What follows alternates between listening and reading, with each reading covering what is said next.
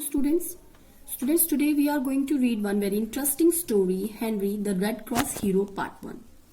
Before we begin with this story, I will show you one symbol.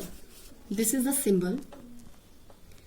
Now we are going to study about this symbol and who is the person behind this symbol. This is the symbol called Red Cross, and who is the person behind this symbol is our hero Henry Dunant. He is the founder of this society. Now this is a symbol of humanitarian aid. And what does this society do?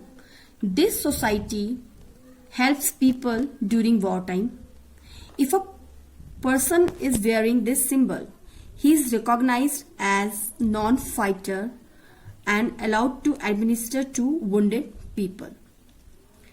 So let's begin with this story and the things will be more clear to us.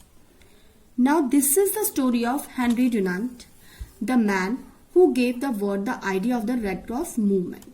He was born in the beautiful city of Geneva in Switzerland more than 150 years ago. So this man was born more than 150 years ago. Henry's mother was a very gentle and kind-hearted lady. She often visited the homes of the poor, the sick and the aged.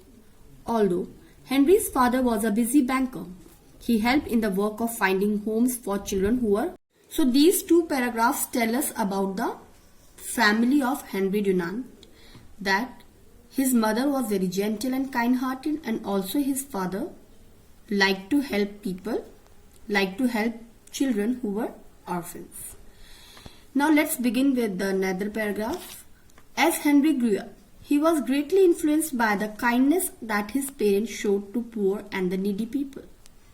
Being intelligent and very hardworking, he soon rose to be a clever banker and would most likely have become a very successful businessman.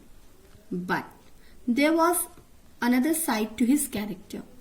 He felt that helping people in distress was one of the primary duties of a good citizen. So Henry was very brilliant, he was a clever banker, but he had this feeling inside his heart that he should help the people who were in distress, who were in some pain. He wanted to help those people. This thing was already in his heart, in his mind. So what happened? Once he got chance to travel to North Italy. So we are going to read about all these things in this paragraph. During one of his trips to a place in North Italy, Dunant had an experience which changed the entire course of his life.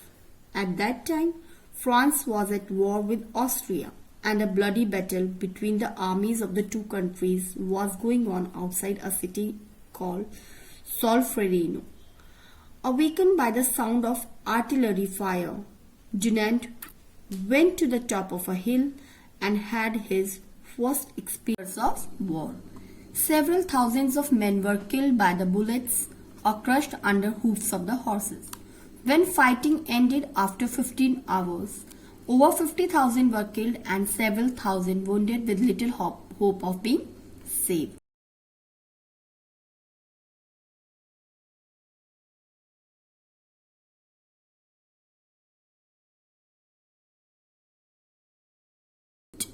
So this was the turning point of his life, of Henry Dunant's life. What happened?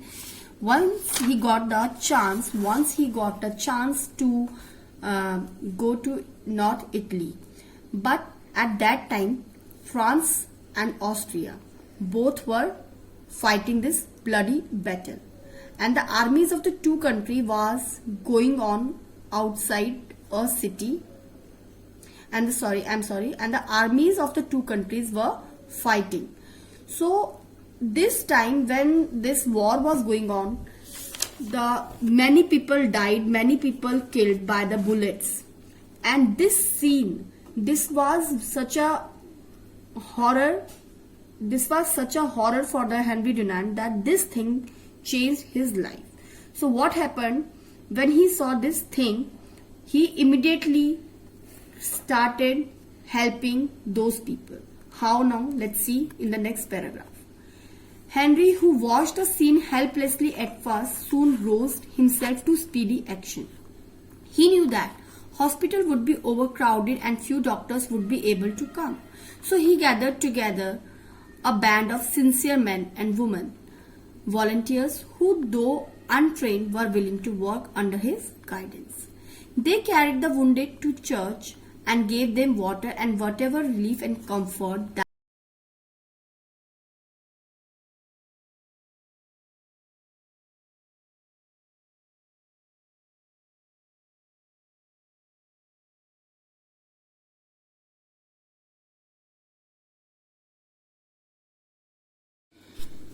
So when he saw such things, that such a horror scene when he saw, he immediately rushed to help such peoples, and he called other good people to help wounded people. At first, the Italian volunteers refused to look after the Austrian wounded soldiers because they belonged to the other side. But Henry attended on one and all. So of course, those who were Italians, they refused to help the people of the other country because these both countries were fighting against each other. So they refused to help the person or the army personnel of other country.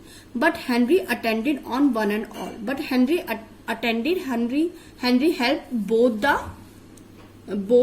sides army people. He helped them. When an Italian woman saw him comforting a wounded Austrian soldier, she said loudly, "But the man you are helping is an enemy." Henry stood up, put his hands on her shoulder, looking into her eyes, said in a low voice, "Yes, but he is also a human being." What he said? When this Italian woman said that you are helping our enemy, so Henry replied her that this man is also a human being. Henry's word had a magic effect and volunteers began to follow his noble example. Suddenly, from somewhere in hall, a woman was heard crying out, "Tutti fratelli," meaning they are all brothers. Everyone took up the cry and message was carried all through the church.